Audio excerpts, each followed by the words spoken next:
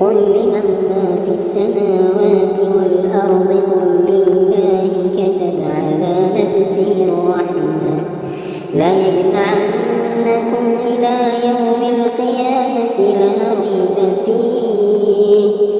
الذين خسروا أنفسهم فهم لا يؤمنون وله ما سكن في الليل والنهار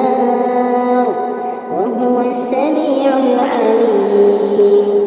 قل أغير الله أتخذ وليا فاطر السماوات والأرض وهو يطعم ولا يطعم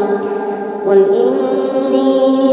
أمرت أن أكون أول من أسلم ولا تكونن من المشركين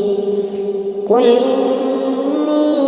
أخاف إن عصيت ربي عذاب يوم عظيم